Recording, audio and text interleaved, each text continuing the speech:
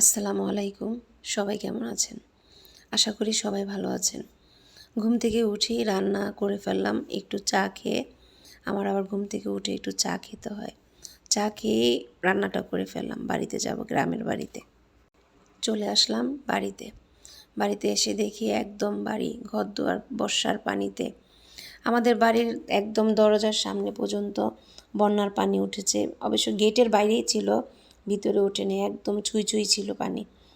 আশেপাশে বৃষ্টির পানি, গাছগুলা কি সুন্দর হয়ে আছে দেখেন। মানে বৃষ্টির পানিগুলা ফুটা ফুটা করে যখন নিচে পড়ে দেখতে অসম্ভব ভালো লাগে। এই যে আমার গোলাপ ফুল গাছে ফুল ফুটে আছে। মাশাল্লাহ মাশাল্লাহ, আমার ফুল খুব পছন্দ, গাছ খুব পছন্দ। আমি গাছকে অনেক ভালোবাসি, প্রকৃতিকে অনেক ভালোবাসি। মানুষদেরকে ওই নারী কতটুকু সফল, সবাই খেলে আঘাত। আমার মনে হয় তো না, ওই নারীতে যত মানুষ ভালোবাসলাম সবাই ওই নারীই সফল, যে নারী হাজবেন্ডকে মানিয়ে চলতে পারে এবং হাজবেন্ড স্ত্রীকে মানিয়ে চলতে পারে।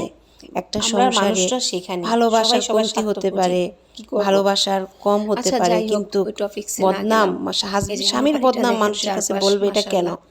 যখন তখন বাসায় বিচার আচার এগুলা নিয়েই রীতিমতো সবসময় উনি ব্যস্ত থাকতো। তো ওনাকে বোঝালাম, বোঝানোর পরে উনি সবসময় বলতো, আমাকে অবশ্য উনি মেসেজে বলছে এই ঘটনাটা, আমরা গাছ পিছলে ছিল এই জন্য ছাদের উপরে উঠে আপনাদের কি মত একটু জানাবেন। আমার হাজবেন্ড অল্প কিছু আমরা পেরে নিয়ে আসছে। আমাদের আমড়াগুলি অনেক মজা, একদম বরিশালের আমড়ার মতন, খুব মিষ্টি।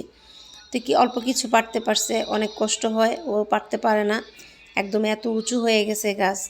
এই যে বাড়ির চারপাশের অবস্থা দেখেন। এই গাছগুলি আমি কক্সবাজার থেকে নিয়ে এসেছি।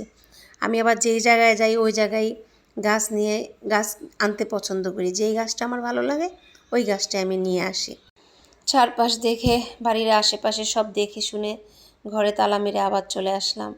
বাড়িতে আসার পরে দেখলাম যে আমার ঘরের ভিতরে দুইটা বিড়াল ছানা, বিড়ালে বাচ্চা ছানা আমাদের ঘরে হয়েছে আর কি। আমি ওই দুইটা বাচ্চা আবার নিয়ে আসলাম। আমার বাসায় 3টা বিড়াল আছে, এখন ওই দুইটা সহ 5টা বিড়াল। আমার বিড়ালগুলোর জন্য দোয়া করবেন, ওরা যেন ভালো থাকে। বাচ্চা তো, ওদেরকে দুধ ফিটারে করে দুধ খাওয়াতে হয়। মায়ের দুধ ছাড়ে নাই, কিন্তু মাকে খুঁজে পাই না দেখে নিয়ে আসতে হয়েছে ওকে। আমি আশেপাশে সব লাগিয়ে টাগিয়ে দেখে চলে আসলাম। ফরিদগঞ্জ বাজারে এসে একটু হালকা পাতলা নাস্তা করলাম, নান রুটি আর হালিম। কি করব, একটু তো নাস্তা করতে হয়। অনেক সময় ছিলাম বাড়িতে, খিদা লেগে গেছে।